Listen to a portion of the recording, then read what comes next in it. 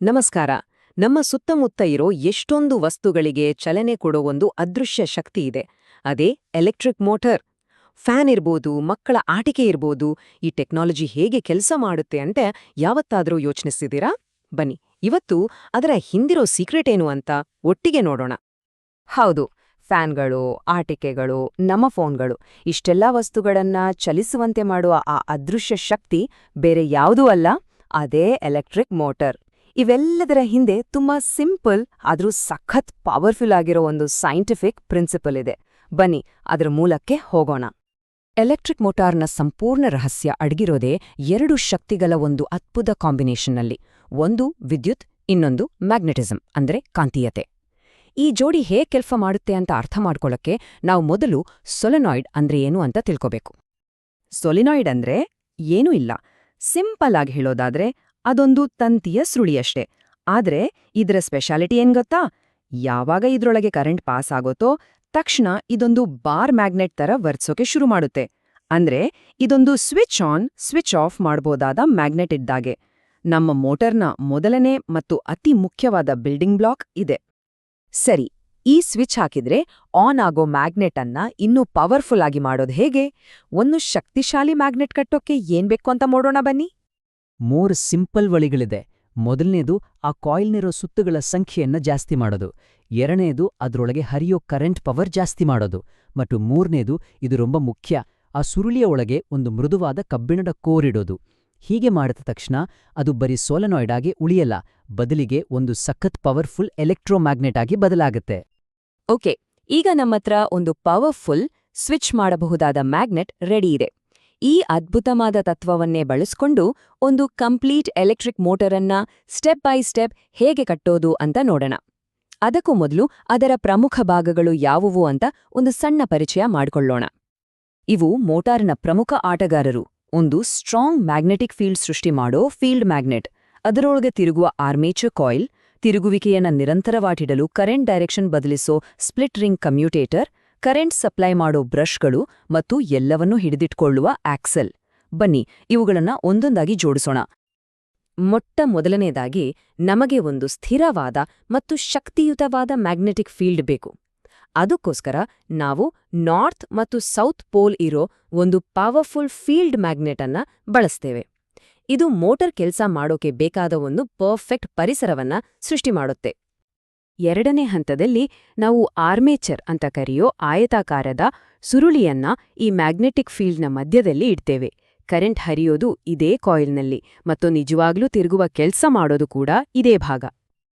ಈಗ ಬರೋದೇ ಮೋಟಾರ್ನ ಅತಿ ಬುದ್ಧಿವಂತಿಕೆಯ ಭಾಗ, ಸ್ಪ್ಲಿಟ್ ರಿಂಗ್ ಕಮ್ಯೂಟೇಟರ್. ಇದು ನೋಡಕ್ಕೆ ಒಂದು ಉಂಗ್ರವನ್ನ 2 ತುಂಡು ಮಾಡಿದ ಹಾಗೆ ಇರುತ್ತೆ. ಇದರ ಅಸಲಿ ಕೆಲ್ಸನೇನ್ ಗೊತ್ತಾ? ಪ್ರತಿ ಅರ್ಧ ಸುತ್ತು ಮುಗಿದ ತಕ್ಷಣ ಕಾಯಿಲ್ನಲ್ಲಿ ಹರಿಯೋ ಕರೆಂಟ್ನ ದಿಕ್ಕನ್ನ ಪಟ್ಟಂತ ಉಲ್ಟಾ ಮಾಡೋದು. ಇದು ನಿರಂತರ ತಿರುಗುವಿಕೆಗೆ ತುಂಬಾನೇ ಇಂಪಾರ್ಟೆಂಟ್. ಕೊನೆಯದಾಗಿ ನಾವು ಕಾರ್ಬನ್ ಬ್ರಷ್ಗಳನ್ನ ಜೋಡಿಸ್ತೇವೆ. ಇವು ಸ್ಟೇಷನರಿಯಾಗಿರ್ತವೆ, ಅಂದ್ರೆ ಚಲಿಸಲ್ಲ, ಆದ್ರೆ ತಿರುಗುವ ಕಮ್ಯೂಟೇಟರ್ಗೆ ಟಚ್ ಆಗ್ತಾ ಇರ್ತವೆ. ಇವುಗಳ ಮೂಲಕನೇ ಬ್ಯಾಟರಿಯಿಂದ ಕರೆಂಟ್ ತಿರುಗುವ ಕಾಯಿಲ್ಗೆ ತಲುಪುತ್ತೆ. ನೋಡಿ, ಈಗ ನಮ್ಮ ಮೋಟಾರ್ ಜೋಡಣೆಯಾಗಿ ಸಂಪೂರ್ಣ ಸಿದ್ಧವಾಗಿದೆ. ಸರಿ, ಎಲ್ಲ ಭಾಗಗಳನ್ನು ಜೋಡಿಸಿದ್ದಾಯ್ತು.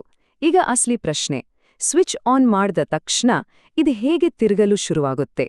ಇದರ ಹಿಂದಿರೋ ಸೈನ್ಸ್ ಆದ್ರೂ ಏನೋ?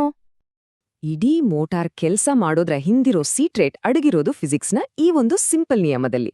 ಯಾವಾಗ್ಲಾದ್ರೂ ಒಂದು ಮ್ಯಾಗ್ನೆಟಿಕ್ ಫೀಲ್ಡ್ನೊಳಗೆ ಕರೆಂಟ್ ಹರಿಯೋ ವಸ್ತುವನ್ನ ಇಡ್ತೀವೋ ಅದರ ಮೇಲೆ ಒಂದು ಫೋರ್ಸ್ ಅಂದ್ರೆ ಒಂದು ಬಲ ಪ್ರಯೋಗ ಆಗುತ್ತೆ. ಈ ಅದೃಶ್ಯ ತಳ್ಳುವಿಕೆಯೇ ಆ ಕಾಯಿಲ್ ಅನ್ನ ಗಿರ್ರನೆ ತಿರುಗುವಂತೆ ಮಾಡೋದು. ಈ ತಿರುಗುವಿಕೆಯ ಪ್ರಕ್ರಿಯೆ ಹೇಗೆ ನಡೆಯುತ್ತೆ ಅಂತ ಸ್ಟೆಪ್ ಬೈ ಸ್ಟೆಪ್ ನೋಡೋಣ. ಮೊದಲು ಕರೆಂಟ್ ಕಾಯಿಲ್ ಒಳಗೆ ಹರಿಯುತ್ತೆ. ಆಗ ಮ್ಯಾಗ್ನೆಟಿಕ್ ಫೀಲ್ಡಿನಿಂದಾಗಿ ಕಾಯಿಲಿನ ಒಂದು ಸೈಡ್ ಮೇಲೆ ಮೇಲಕ್ಕೆ ಒಂದು ಫೋರ್ಸ್, ಮತ್ತೊಂದು ಸೈಡ್ ಮೇಲೆ ಕೆಳಕ್ಕೆ ಒಂದು ಫೋರ್ಸ್ ಅಪ್ಲೈ ಆಗುತ್ತೆ. ಇದು ಕಾಯಿಲ್ ಅನ್ನ ತಿರುಗುವಂತೆ ಮಾಡುತ್ತೆ. ಸರಿಯಾಗಿ ಅರ್ಧ ಸುತ್ತು ತಿರುಗಿದ ತಕ್ಷಣ ನಮ್ಮ ಜಾಣ ಕಮ್ಯೂಟೇಟರ್ ಪಟ್ ಅಂತ ಕರೆಂಟ್ನ ದಿಕ್ಕನ್ನ ಬದಲಾಯಿಸ್ಬಿಡುತ್ತೆ.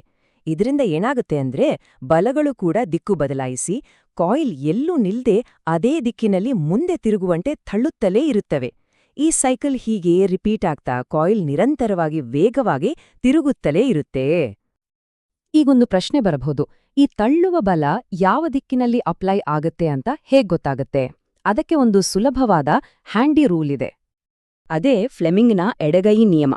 ಈ ನಿಯಮವು ಮ್ಯಾಗ್ನೆಟಿಕ್ ಫೀಲ್ಡ್, ಕರೆಂಟ್ ಮತ್ತು ಅದರಿಂದ ಉಂಟಾಗೋ ಫೋರ್ಸ್ ಈ ಮೂರರ ದಿಕ್ಕುಗಳ ನಡುವಿನ ಸಂಬಂಧವನ್ನ ತೋರಿಸ್ದೆ. ಇದು ಮೋಟಾರ್ ಹೇಗೆ ಕೆಲಸ ಮಾಡ್ತೆ ಅಂತ ಅರ್ಥ ಮಾಡ್ಕೊಳಕ್ಕೆ ಒಂದು ರೀತಿ ಚೀಟ್ ಕೋಡ್ ಇದ್ದ ಹಾಗೆ. ಇದು ತುಂಬಾನೇ ಸಿಂಪಲ್. ನಿಮ್ಮ ಎಡಗೈಯ ತೋರು ಬೆರಳು, ಮಧ್ಯದ ಬೆರಳು ಮತ್ತು ಹೆಬ್ಬೆರಳನ್ನ ಮೂರೂ ಒಂದಕ್ಕೊಂದು 90 ಡಿಗ್ರಿಯಲ್ಲಿ ಇರುವ ಹಾಗೆ ಹಿಡಿದುಕೊಳ್ಳಿ. ಈಗ ತೋರು ಬೆರಳು ಮ್ಯಾಗ್ನೆಟಿಕ್ ಫೀಲ್ಡ್ನ ದಿಕ್ಕನ್ನ, ಮಧ್ಯದ ಬೆರಳು ಕರೆಂಟ್ನ ದಿಕ್ಕನ್ನ ತೋರಿಸಿದ್ರೆ ನಿಮ್ಮ ಹೆಬ್ಬೆರಳು ಆ ವಸ್ತುವಿನ ಮೇಲೆ ಉಂಟಾಗುವ ಬಲ ಅಥವಾ ಚಲನೆಯ ದಿಕ್ಕನ್ನ ತೋರಿಸುತ್ತೆ. ಅಷ್ಟು ಸುಲಭ. ನಾವು ಮೋಟಾರ್ ಹೇಗೆ ಕಟ್ಟೋದು, ಅದು ಹೇಗೆ ತಿರುಗುತ್ತೆ ಅಂತ ಎಲ್ಲ ನೋಡಿದ್ವಿ. ಹಾಗಾದ್ರೆ ಇದರ ಅಲ್ಟಿಮೇಟ್ ಪರ್ಪಸ್ ಏನು? ಇದು ಮಾಡೋ ಮೂಲಭೂತ ಕೆಲಸವಾದ್ರೂ ಏನು? ಅಂತಿಮವಾಗಿ ಹೇಳೋದಾದ್ರೆ ಎಲೆಕ್ಟ್ರಿಕ್ ಮೋಟಾರ್ ಒಂದು ಅದ್ಭುತ ಪರಿವರ್ತಕ. ಇದರ ಮೂಲಭೂತ ಕೆಲಸ ಒಂದೇ. ಅದು ಎಲೆಕ್ಟ್ರಿಕಲ್ ಎನರ್ಜಿಯನ್ನ, ಅಂದ್ರೆ ವಿದ್ಯುತ್ ಶಕ್ತಿಯನ್ನ ತೆಗೆದುಕೊಂಡು ಅದನ್ನ ನಮ್ಗೆ ಕಣ್ಣಿಗೆ ಕಾಣೋ ಮುಟ್ಟಬಹುದಾದ ಮೆಕ್ಯಾನಿಕಲ್ ಎನರ್ಜಿಯಾಗಿ, ಅಂದ್ರೆ ಚಲನೆಯಾಗಿ ಬದಲಾಯಿಸುತ್ತೆ. ನೋಡಿದ್ರಲ್ಲ, ಒಂದು ಸಣ್ಣ ತಂತಿಯ ಸುರುಳಿಂದು ಶುರುವಾಗಿ ಒಂದು ಪೂರ್ತಿ ತಿರುಗುವ ಯಂತ್ರದವರೆಗೆ ಎಲೆಕ್ಟ್ರಿಕ್ ಮೋಟಾರ್ ವಿದ್ಯುತ್ನ ಆ ಅದೃಶ್ಯ ಶಕ್ತಿಯನ್ನ ನಮ್ಮ ಇಡೀ ಜಗತ್ತಿನ್ನೇ ಚಲಾಯಿಸುವ ಒಂದು ಭೌತಿಕ ಚಲನೆಯಾಗಿ ಪರಿವರ್ತಿಸುತ್ತೆ. ಈಗ ನಮಗೆ ಇದು ಹೇಗೆ ಕೆಲಸ ಮಾಡುತ್ತೆ ಅಂತ ಸಂಪೂರ್ಣವಾಗಿ ತಿಳಿದಿದೆ. ಒಂದು ಕ್ಷಣ ಯೋಚನೆ ಮಾಡಿ ನೋಡಿ, ನಮ್ಮ ಜಗತ್ತಿನಲ್ಲಿ ಎಲೆಕ್ಟ್ರಿಕ್ ಮೋಟಾರ್ಗಳೇ ಇಲ್ಲದೆ ಹೋಗಿದ್ರೆ ಹೇಗಿರುತ್ತಿತ್ತು? ಈ ಪ್ರಶ್ನೆಯೊಂದಿಗೆ ಈ ವಿವರಣೆಯನ್ನು ಮುಗಿಸೋಣ. ಮುಂದಿನ ಬಾರಿ ಮತ್ತೆ ಸಿಗೋಣ.